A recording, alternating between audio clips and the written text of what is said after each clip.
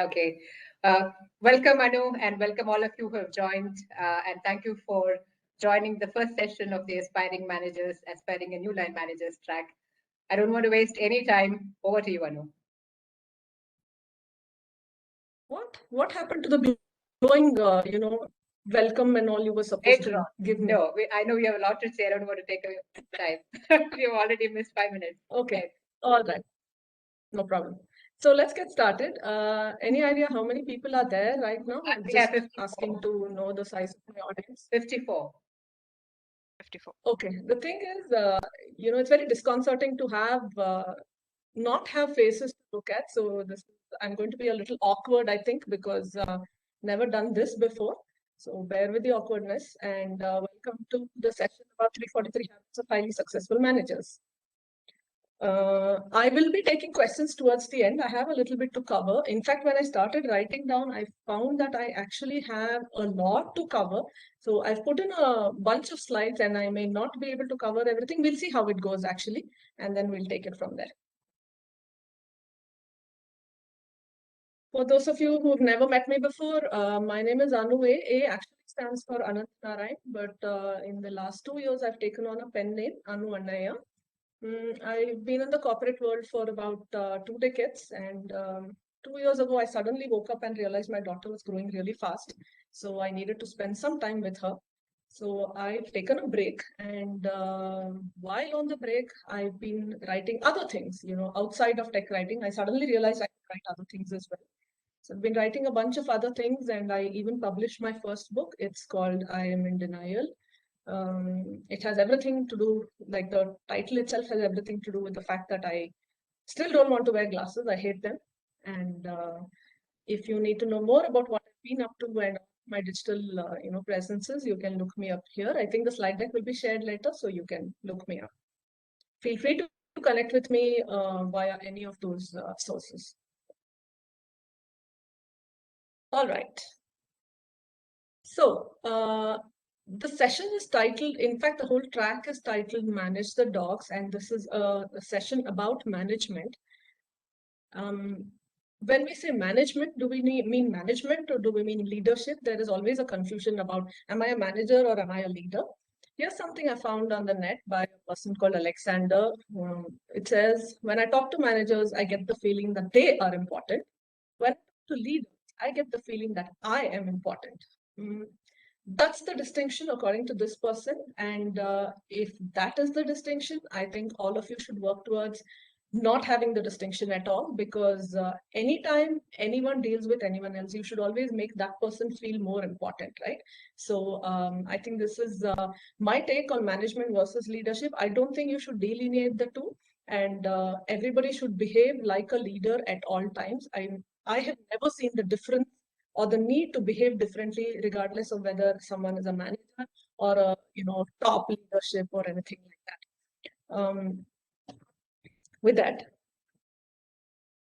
Oh, by the way, a couple of things. One is that you can leave comments on chat. I may not be able to respond during the session, but I will definitely take a look at it later on. And if you find something was useful, or you find that something resonated with you, or you found something funny, please feel free to leave the appropriate emojis in the chat window. So, managing a team. To use a very, very, very cliched saying, with great power comes great responsibility. The addendum being analytics. I hope all of you who are on the path of management feel this. I will just give you a moment of silence to let this sink in.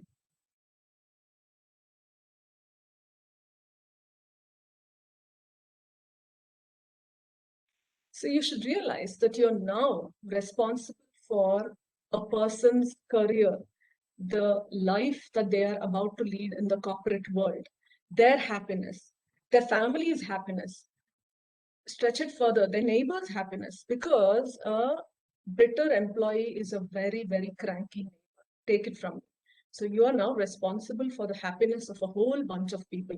I hope you realize that.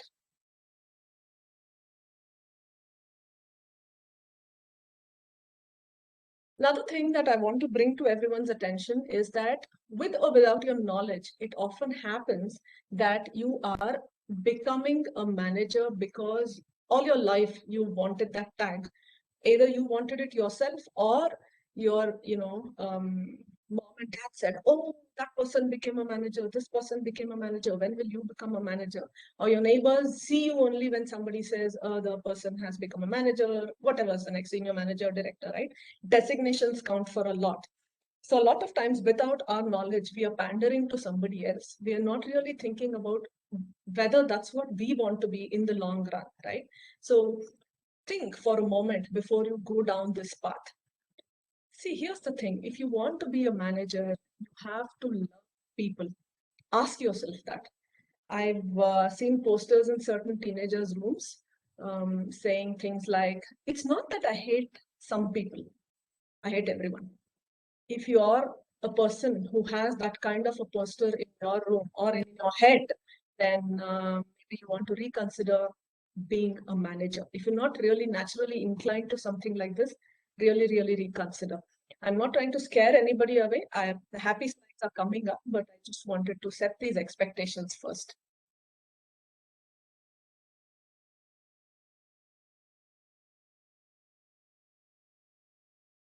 So again, the minute you become a manager, a lot of times you assume that you know everything, right? That's why they promoted you, right? It's because you know everything. You've done so well at whatever it is you were doing. So now you're the greatest. You're a manager.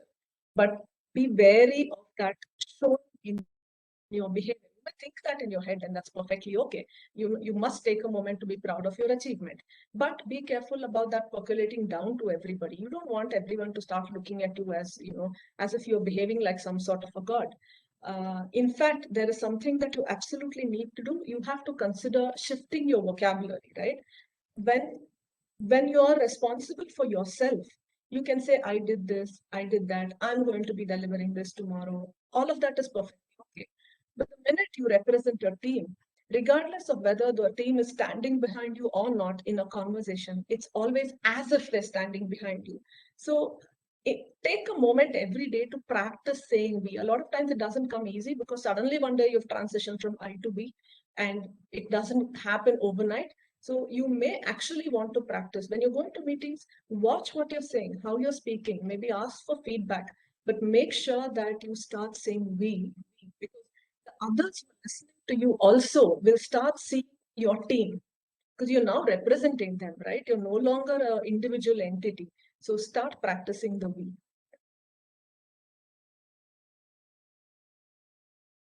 Having said all that, it can get a tad bit lonely, especially if you've been promoted up from a group where you were one of the people on the team. It can suddenly get very lonely, but you don't have to be alone. 20 years ago, something like that, or maybe before that, when somebody became a manager or ascended into any sort of senior management role, it was as if they had to now know everything, and it was expected that they could do no wrong, knew everything, did everything right. That was the expectation, and it really got very lonely. But it's not like that anymore. There are lots of places where you can go to. I'm sorry, guys, there's a plane going overhead, and I'll just stop until it goes. Don't worry, we can't hear it. Oh, yeah, okay. Background noises. Yeah. Yeah. Okay.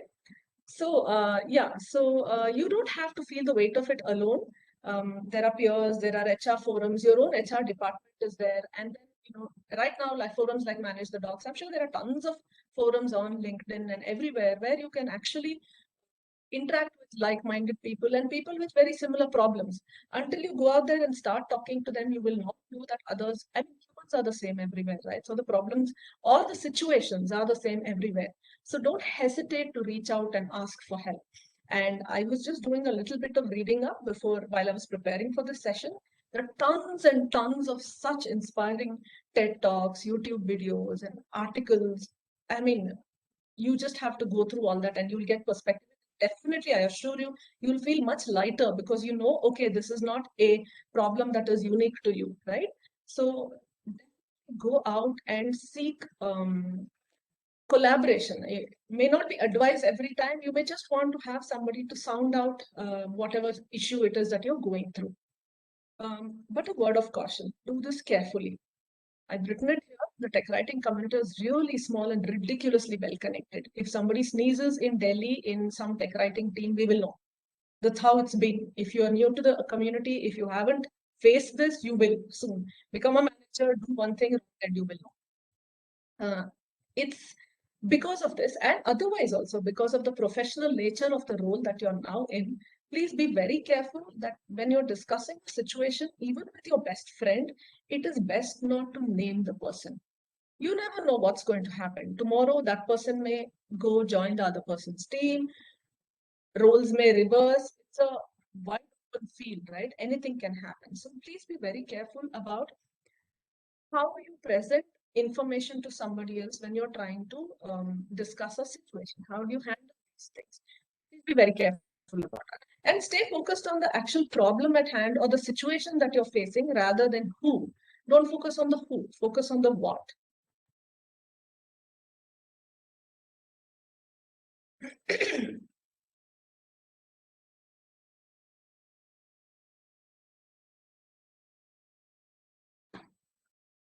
Everyone knows these people, right? And some of these people say the brilliant things. So I just inserted some of these things so that I can get a break because I haven't spoken for such a long time, in a long time. So that's why it is here. And it's very sad that I can't see any reactions. I don't see people laughing. I don't see anything. It's very, actually, it's bothering me a lot. You can't see the emoji. Maybe a ha ha ha here and there will help. People are sharing emojis. You can't see them. I'm not able to see anything. Ah, okay. Sorry. Really? But a lot of people are laughing. Just Okay, now I see it. Okay. Okay, I feel so much better. Okay, so the reason this strip was here is because it's a great segue into the next one, which is actually listen. While, what this cartoon strip says is completely different, actually listening is a very, very key skill. In fact, if you take nothing else away from this presentation, take away the concept of listening. And this is a change, right? Because in your earlier roles, you were the one doing most of the talking, but now you have to listen. That is the single most important thing you will do as a manager. You may not be able to fix all the problems, and don't even try to fix everything for every person on the team. A lot of times people come, they are just trying to whinge or trying to vent what they are going through. They are frustrated about something and they're coming to talk to you and say, look, this is happening. Just nodding understandingly and giving a few words of advice is more than enough. It's not that every time they come to you, they're expecting you to go out there and pick a battle for them. So don't be under that impression. Most importantly, take time to listen. Don't brush off what people are trying to say. See, I'm giving you this advice, but I've not learned it myself yet, in spite of all these years. Recently, I was talking, like my daughter was talking to me, and she was telling me about something that happened at school, right? This happened, that happened, the teacher said this, and so on and so forth. And instinctively, I'm trying to tell her, yeah, but maybe you could have done this. Or I'm trying to tell her, but maybe the teacher should have done that. And she actually said, Ma, I just want you to listen to me and agree with what I'm saying. No, she just wanted me to be on her side. She didn't want me to do anything else. She didn't want me to speak to the teacher, nothing at all. She just wanted someone who would listen to the situation and feel her anger. That's all. And I stopped and I said, okay, go on.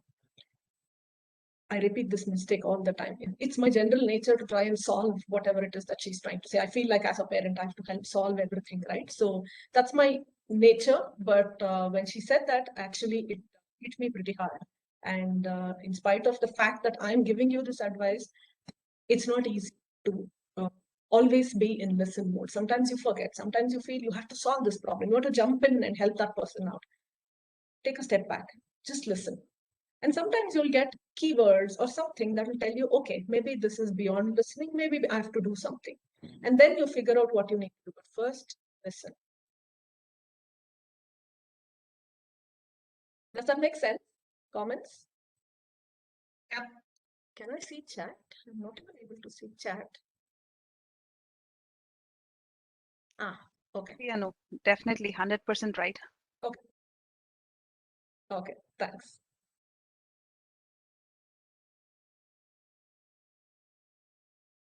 So you listened and then you either decided to fight or not fight. But this is again a very important lesson that I've learned, that the team does not always mean going out and picking a battle with engineering or whoever else it is that we feel we are up against. I think we, as a tech writing community, we always feel like underdogs, and there's no need to do that. The more you feel like an underdog, the more you'll end up being one. So don't be like that. Don't. And these are things that I've learned over time. I didn't start off with this, right? We always get into a us versus them attitude. If we propagate it, that's what everybody sees. So try your best not to get into that kind of a mindset. A long time ago, I had a manager who strongly believed in this, I have to fight for my team. He was a fighter, and it was with great intention. It's not that he didn't, how do I say? It's not, he was very good at his job, and he believed strongly that we needed to be represented. And so he was coming from a place of good meaning.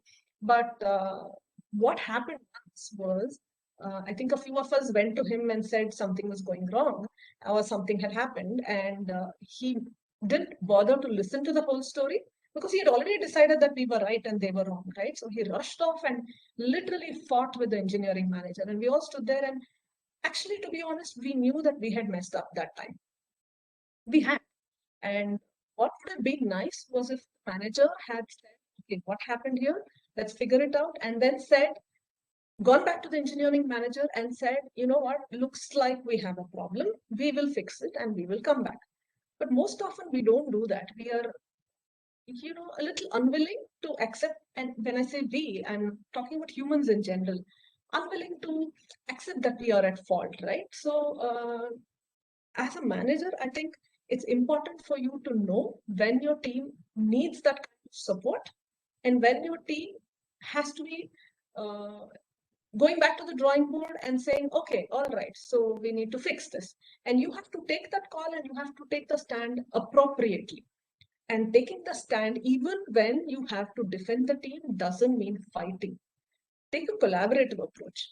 Talk to the engineering manager or whoever it is that is, giving us some tough days, and see how it can be worked through in a collaborative manner. The more you think collaborative, the more the other party also will begin to say, and it's not going to be easy. None of the things I'm talking about are going to be easy. It will not happen overnight. If it does, really, it's lucky. But it doesn't come easy. None of this comes easy. But what you have to do is remember that you are not meant to be a fighter. You're also representing the organization. You're not just for your team, right? You've been given this position to deliver for the organization. So don't forget that aspect of your role.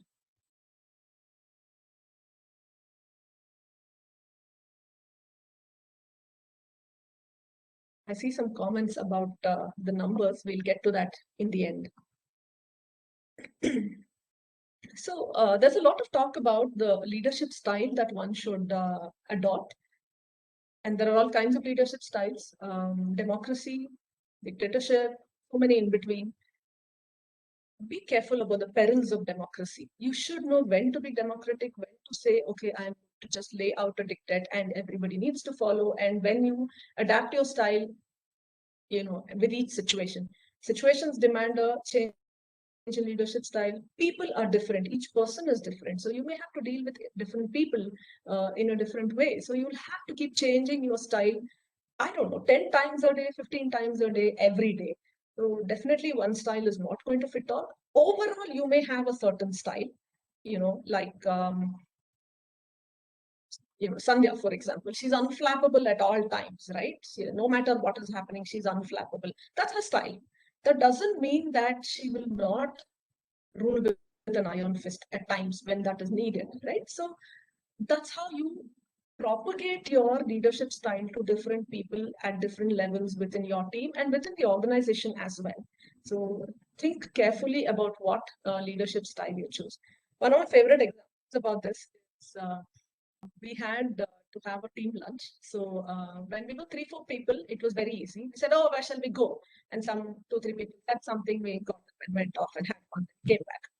Once the team size was much larger, and one guy was actually appointed as the team lunch organizer, he made the unfortunate mistake of being democratic. He got, I don't know how many suggestions from how many different people. Everybody had a different place that they wanted to go to.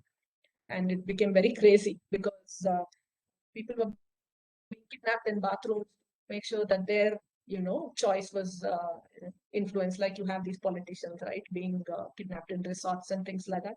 People were being convinced in the restroom breaks and the coffee pantry. A lot of action happened to decide where to go to for lunch. It was such a darn waste of time. It was great fun, of course. Everybody had a lot of fun, but it was a darn waste of time.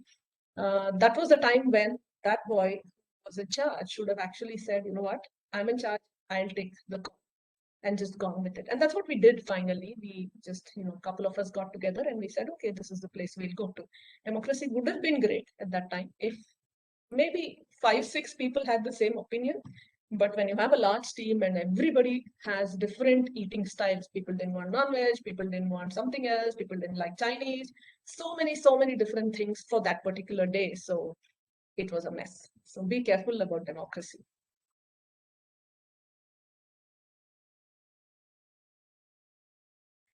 This is also a very important thing. Oh, by the way, I've just had, taken care of or put in my slides some of the things that will make a person a great manager. There's tons and tons of material and points to be covered.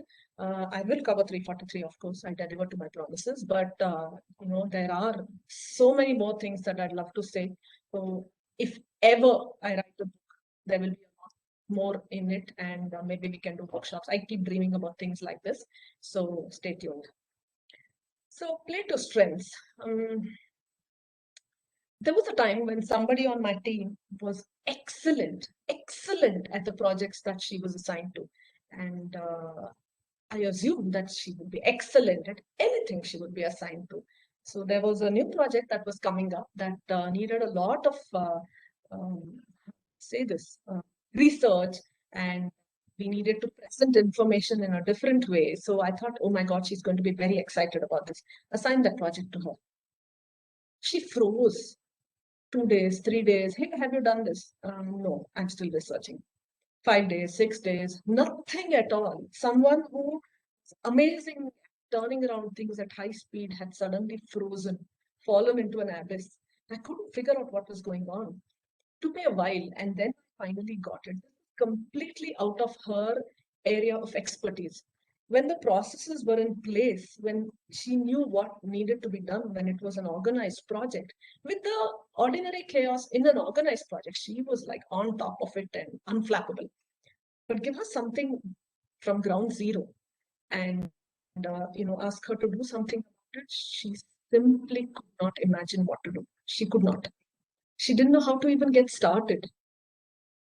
So be very careful about what you assign to whom. Don't go by success on a type of project and give them something else, assuming the same level of success will happen here. It may, and it's not to discount the fact that people cannot change and cannot grow skills, but you have to be careful about it. And when you do assign somebody to something that's outside of their comfort area, you have to support them. Make sure they receive training. This is where you decide on whether you want to micromanage or macromanage, right? Because this is where you say, this person has not done this before. Maybe they need a little more hand holding. Maybe they need a little bit of a nudge. And either they take off, or you know what, this is not their cup of tea, and reassign them to something else. You have to make those calls based on the skill level of the person you're dealing with and the nature of the project. So, you have to play to people's strengths. Do nudge people to try other things, because a lot of times people get comfortable with a area and never move from there, and that's not a great thing either. So don't let people stagnate, because 5 years later they'll come back and say, "This is all I've been doing all my life." That's not okay either, right? So it's a fine balance. So you need to figure out, but play to people's strengths. Be careful about that.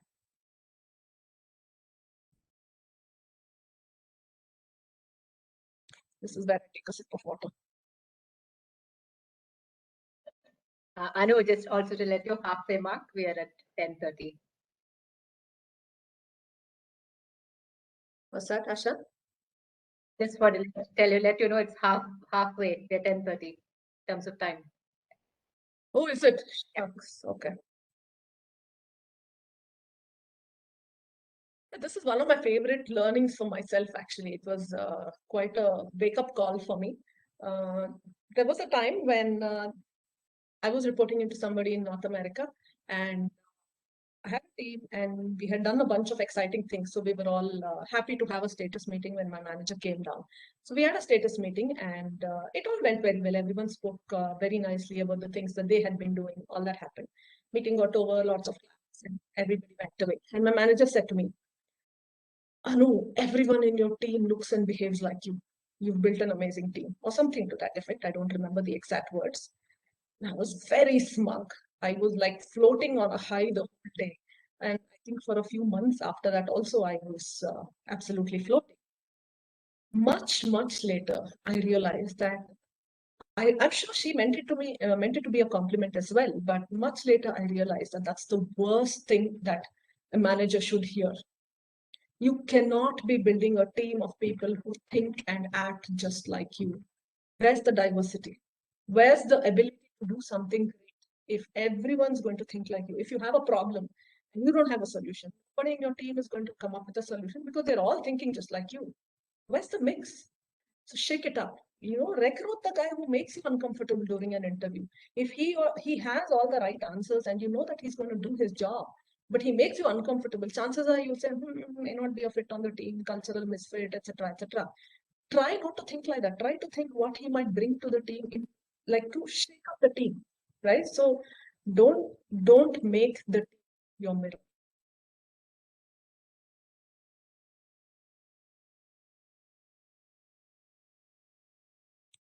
Yeah, this is again another favorite. I think we kind of spoke about it a little. You should know when to intervene. Every time somebody comes running to you and saying, I can't deal with this person, that person intimidates me, don't run in and try to help that person, because after a time you will find that you're going to all these meetings, helping everybody, and your team members not trained on how to deal with different people, and your time is being underutilized. So it's very tempting to go in and solve problems because you get a kick every time you solve a problem and a team member says, oh my God, you're amazing. It's a great kick, but you have to be careful of crossing the line over and becoming somebody's crutch, right? That you don't want to be the person that they run to for everything. You have to empower people to deal with situations, circumstances, people on their own. So be very careful about this particular aspect. You're in management now, right? So you have to behave that way. If you keep deferring to top management and saying, I need to, can I do this? Let me ask somebody, then you will be treated that way and your team will be treated that way. So you have to be able to take a stand. So from my life, one of my, I think something I regret even today is there was a time when we had to release something to the market and the health topics were in terrible shape. And I told my senior manager that I think we need to work on it a little bit more. We had inherited something from somewhere and it needed some cleanup. And I said, this is the time it will take, but we will clean it up and then we will release. And he said, no, we don't have time. Go ahead and release. I did try to argue, but then I said, okay, fine, senior management. I backed off. And then my team had to bear the brunt of it because after we released, the ship hit the ceiling and we had to pay the price of it. And then who was, the scapegoat? Us, right? Because we released the. After that, I can't say no. Senior manager told me, none of those hold water. So I wish I had stood my ground, put my foot down, and said nothing doing. I'm expert here. If you hire me for this, you have to listen to me. I know that this is bad quality. I wish I had done that, but I didn't. I mean, I tried, but not as much as I should have. So please take a stand, be responsible for the quality of what you deliver. You are the expert. You're in this role because you're the expert. Don't let anybody else tell you how to deliver quality output from your team. I mean, you can listen to opinions. People will have great advice, but finally you have to take a stand.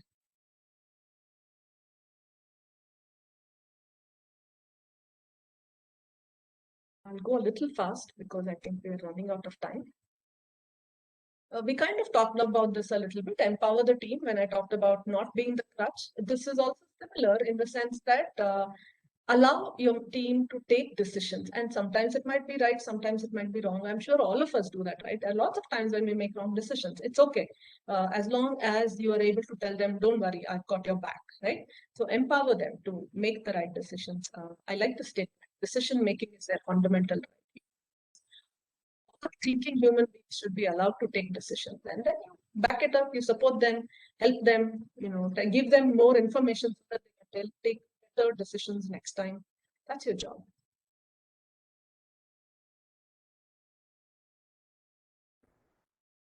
You are the team champion. You have to use every opportunity to talk about the achievements on your team. I think I'll go a little faster through this one. Most of it is on the slide. Take a moment and we will move on. We still have a few important slides to cover.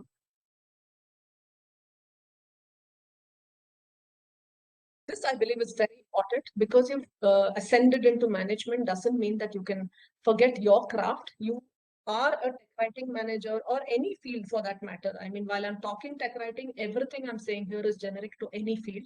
So you became a manager because you did well at what your the job description, right?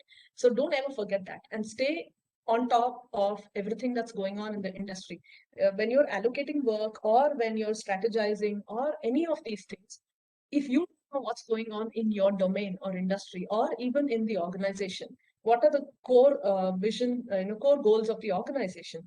If you don't understand or know any of these, you can't do well at your job. You can't put the right people on the right job. So you should know your craft. You should be on top of everything that's going on. There's no excuse for, I have so many people to manage and therefore I don't have time to ramp myself up. No, that's not going to fly. By the way, when I sent my slides to someone for a review, I got feedback that everything says you, right? I don't mean to be talking down to anybody. Don't read it like that. I'm a tech writer at heart. I've always written stuff that says you need to press the button to do this. So I've sort of followed the same thing here. So just saying. Yeah, now we are in this online world, which if you worked in an MNC, you have faced a lot of these situations. But there are some nuances in online versus offline management. Regardless of which it is, you have to work with each person in a way that works for them. Whether it is via calls or whether it is in a physical world, right? So the thing is, in a physical world, you catch a lot of nuances that, somebody's walking by, they have a glum face, okay, something's happened. They come out of a meeting, they look angry, something's happened. So a lot of this kind of information is available to you. That's all gone in the online world. So all the more reason that you have to communicate more often the online world, but communicate in a way that works for different people.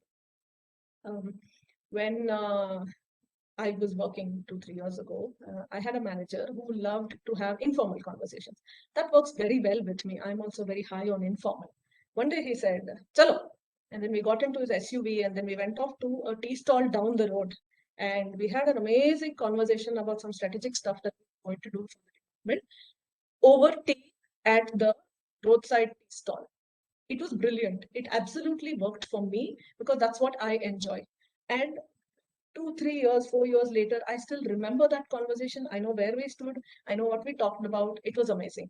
So you have to figure out what works best for people, and impactful meetings are best done in a way that works for the person that you are talking to or talking with, right? So mind that. Yeah, I've written about managing millennials and Gen Z and whoever else is going to be born next, but it applies to everybody. Empowering people, everyone. Explaining the why behind the job, everyone. If there is a process, run them by it, everyone. Follow up only as needed or at agreed upon milestones, everyone. So, but it is even more important for millennials and Zoomers because their nature is very different. So 50 years ago, like when my dad was working, he worked at the same company from the day he joined till the day he retired. And that was perfectly okay. That was normal. When management said do this, it was like an edict. People just followed. It was okay. But it's not the case anymore.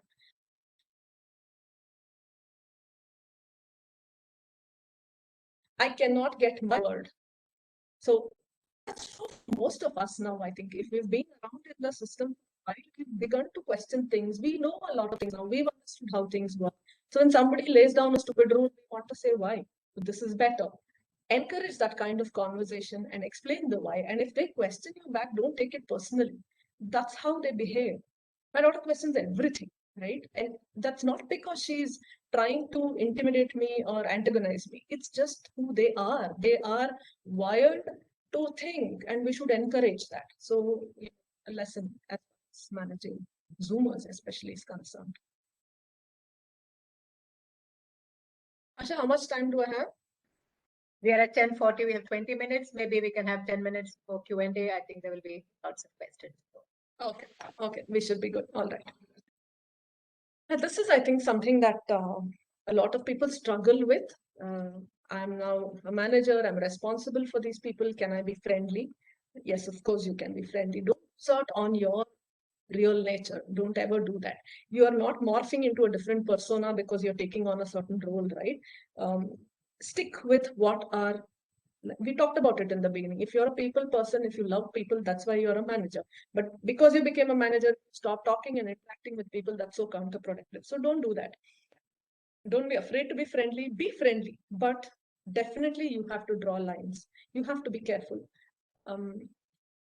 Again, this is something that I learned the hard way.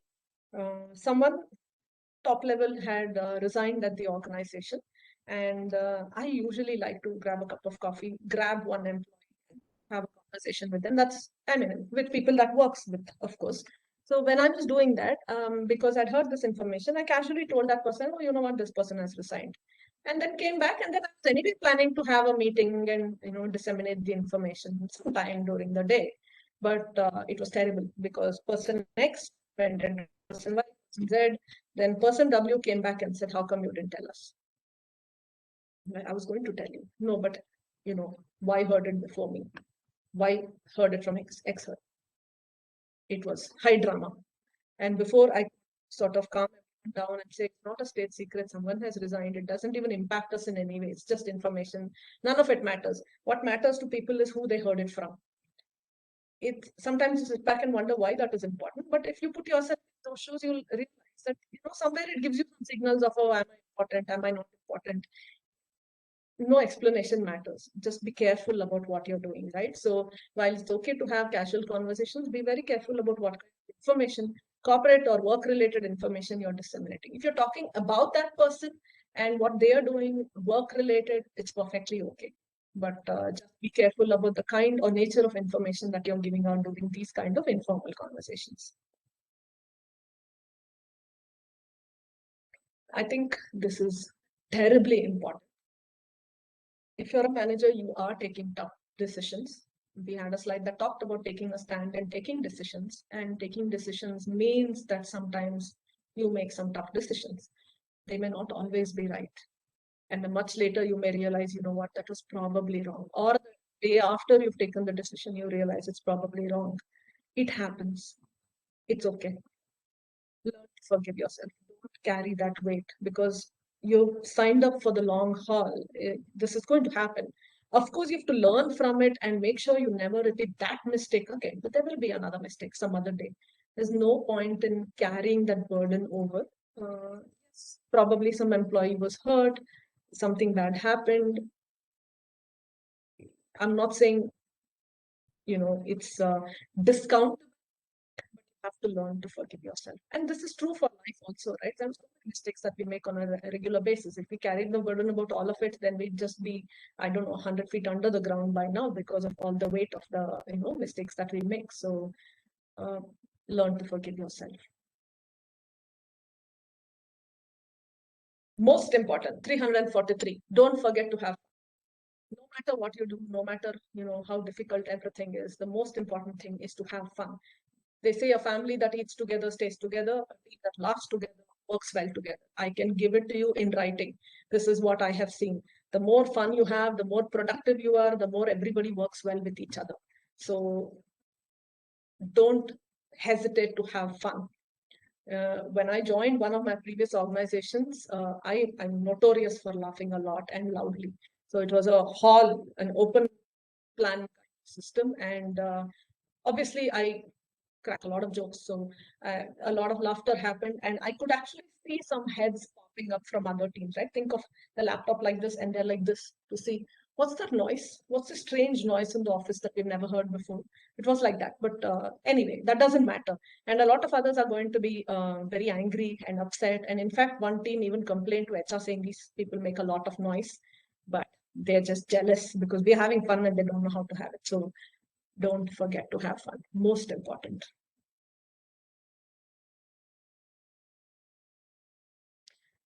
After 343, here's a bonus. I actually wrote this piece as satire. It's not meant to be true, right? But apparently a lot of people read this article and said, oh yeah, and they said, yes, I'm doing this, and so on and so forth. I got feedback from others saying, this is exactly what my managers do. This is terrible. So these are things not to do. If you click on the link and read it, please read it thinking what I should not be doing. So yeah.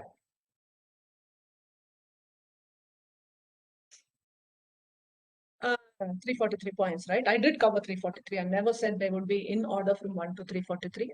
I picked some in between. For the rest of it, you can watch out for my book.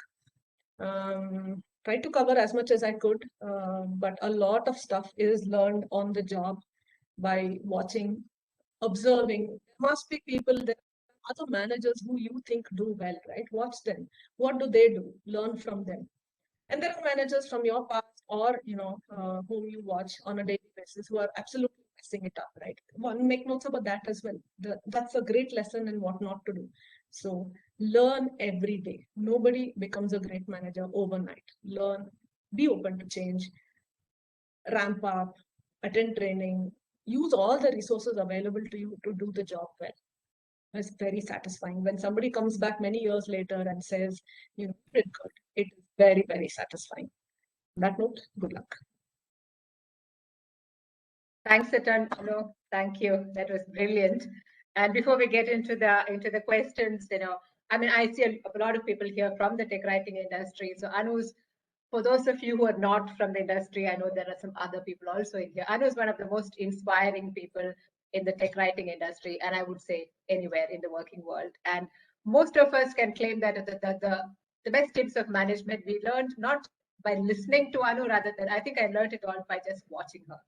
And Anu's put up a lot with me, but I can see that a lot of the things I learned in management, I learned just by watching how Anu functions. And I think all of you can see that now, right? I mean, fantastic points. As somebody mentioned, these are sometimes points that you don't really see in all those training courses because this is really lived experience, right?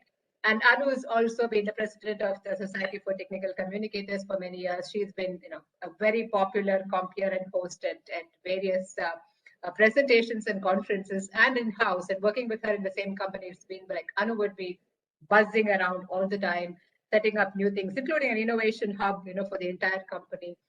So I know that there are many more lessons, I know, that you've not shared because there is such time. We definitely hope to invite you back. And this first session is an introduction to the sessions that will happen, which will go into detail. And having seen this, Anu, I'm going to chase you again. I know you say I harassed you for this and all of that stuff, but I'm sure everybody here will thank me for that. I just want to, before we start the questions, I'm adding 2 links here. I'd like you all to click on it, but not go through it right now. One is, of course, her profile, but Anu writes prolifically. She's a fantastic writer, and I don't know how many people have gifted her first book to already. So please do look at it after this session. The floor is open for questions. You can unmute yourself and ask questions or type.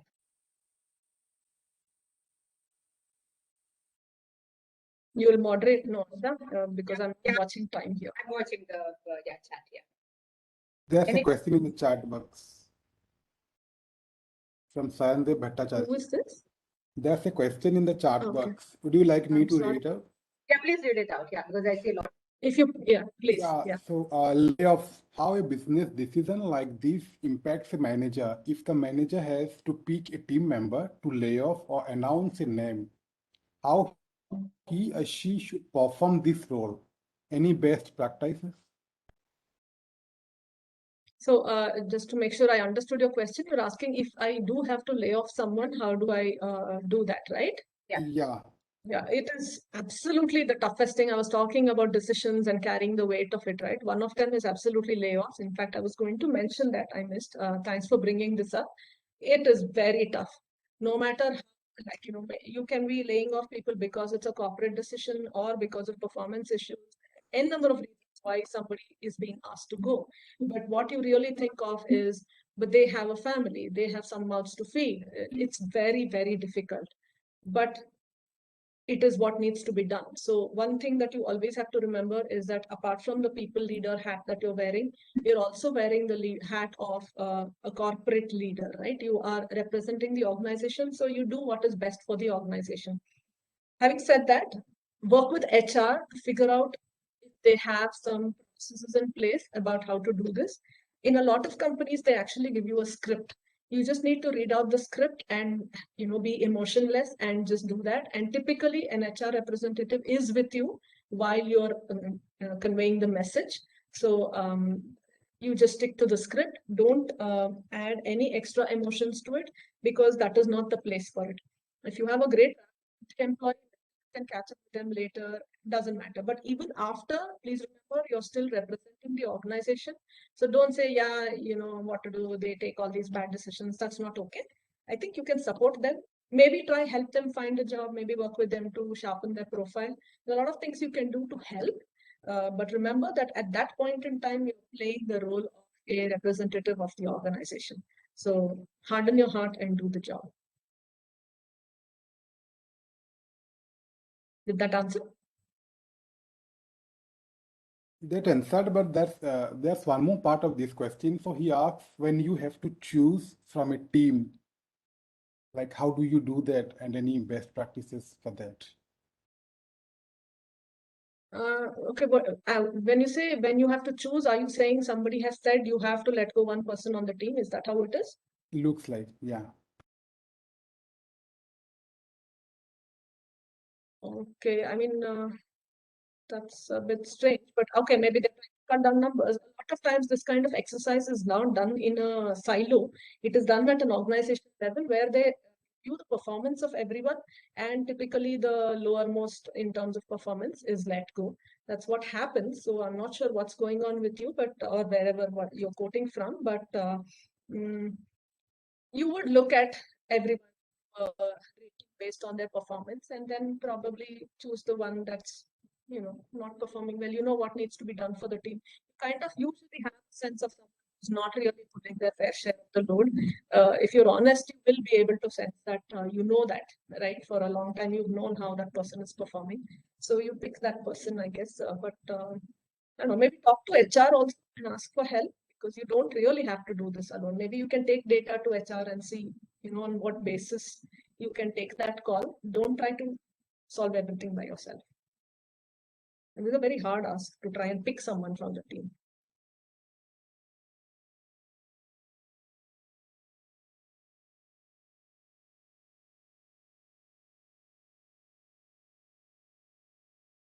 Yeah. Okay.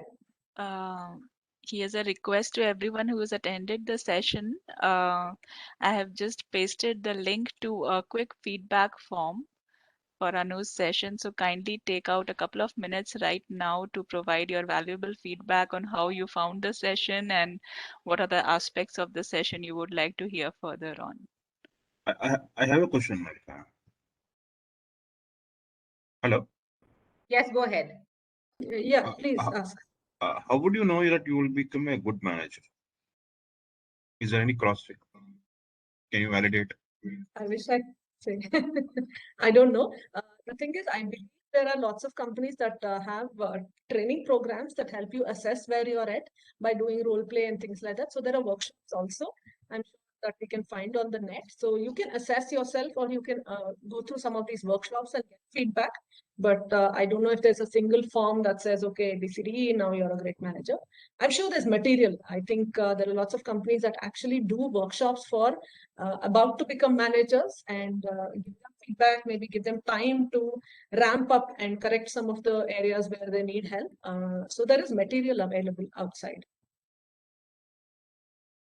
And I think series of sessions that are going to be conducted by MTD also will help you assess where you are, I believe, because while I've touched on various topics at a high level, I think the plan is to go into each of these in depth. So when you go through some of these sessions, and if we are actually able to do a little bit of some sort of a workshop like exercise, you will be able to assess for yourself.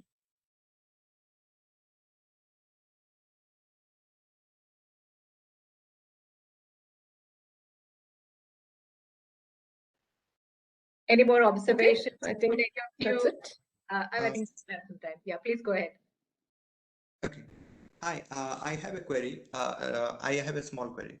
So at times as a manager, we have to play the role of a information dissipator. That is, we receive information from higher ups and we give it to our team. And at times there is not much work in the team, which causes a lot of anxiety among the reportees. So what is the best strategy to handle such situations?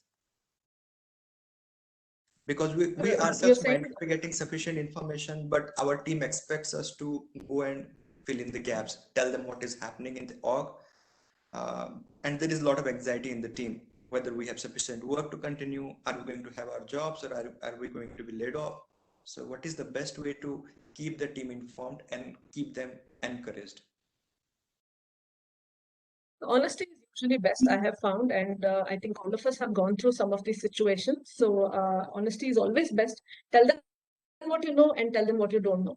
There are lots of times when you might be a little higher in the hierarchy, but there's still like a black hole above you, so you don't have any information at all. So tell them you don't, and that's okay, because at the end of the day, you can only do this much, and a lot of times the decisions are being taken at levels that you don't even have any access to. So be honest. Of course, the team is going to be anxious. What you can do to minimize the anxiousness is sort of walk the talk, in the sense that you don't act anxious, right? Whatever it is, that you stay calm and you say, whatever it is, we'll see, we'll walk through it together. Provide words of encouragement. And another thing that I'm just thinking of it as I speak is have other activities going on. Maybe use it as a time to have group learning activities, maybe attend courses. Make sure the team is gainfully engaged, if not for the organization, at least in self-development. Because if, for example, the worst is going to happen, then this is a great way to be ready for that, right? So engage in self-development, make sure that they are ramping up on skills that they already didn't know about. There are lots of free tools available, so many things that you can do to make sure the team is engaged. So, and if you keep calm, that will percolate down to the team. If you are anxious, then that will percolate. So you become the role model in this case. You have to behave in a way that the team's anxiousness goes down. That's the most you can do, actually, unless somebody else has something else to add. Yeah, Edwin has posted that it's a good time to think of how do we add value to the function, additional things like you mentioned, right? How else can this team, other skills are not used, Absolutely, could be used for, in the current situation. Yeah. Absolutely. Asha, will you be sharing the chat conversation with me, because I've not seen all of it? I think Anu should be able to, Anu K should be able to do that. I mean, I can also try copy pasting, but if SSO gets the whole thing. Yeah, I will do that. I'll do that. Yeah. Anyone else can relate to what Anu, and anything that you have lived through and you want to share?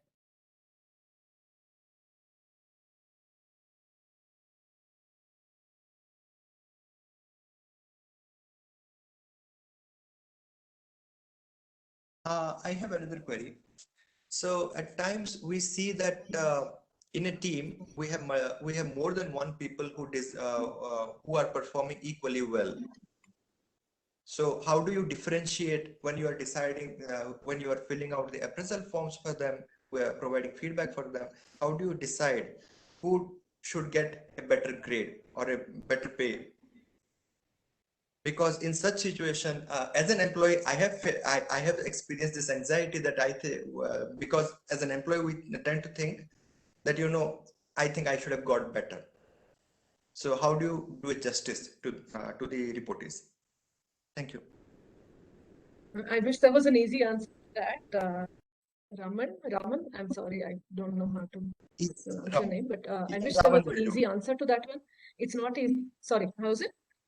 Okay, all right. Both will do. So when an employee have that feeling, Sorry. Sorry, I lost you in between. Okay, anyway. Are you able to hear me? Yes, Yes, go ahead. Okay. So when you're an employee, when you feel that way, you should know that you don't have access to all information. So if some employee is feeling disgruntled, they are not in a position to really evaluate what the other employee has done or not done. So I think all of us are guilty of thinking I deserved better, that person got. But the truth of it is that the manager actually has a better view of everything than the employee. Flip it, if you're a manager, honestly, if two people are performing at the absolute same level, then it is tough. But again, probably have to split hair and figure out what are the parameters that you are using to actually promote employee A over employee B. You have to be clear with that information in your head. You may or may not be able to say to, and you should never say to employee B, saying this is why that person got promoted.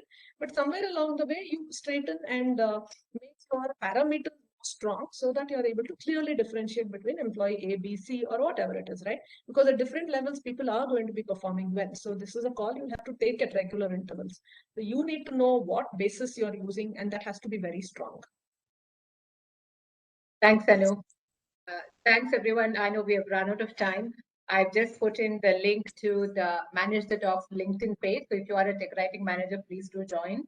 And please post any additional things that you would like to hear about, because I think we have some interesting side topics that have come in here. So if you think there are topics that we should go more in depth into, please post on in that LinkedIn group, and we will pick it up. Okay. Thanks a ton, Anu. That is absolutely brilliant. I mean, your usual inspiring Thank style. you. And yeah, definitely. Thank you for pushing me, Asha. Your MGD one. Yeah. Now All you right. can stop cursing me. Yeah. And I think everyone really enjoyed it. Thanks, everyone. Thank you. Thank you for attending and interacting. Yeah. Bye. Thank Thank you. you. Thanks a lot. Bye. Thank you.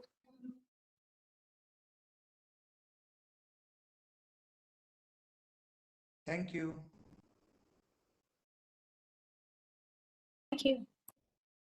Thanks, Anu. I wish you had more time. I know. And with Anu, 1 hour is not enough. Thank you. I'm trying to copy the chat again.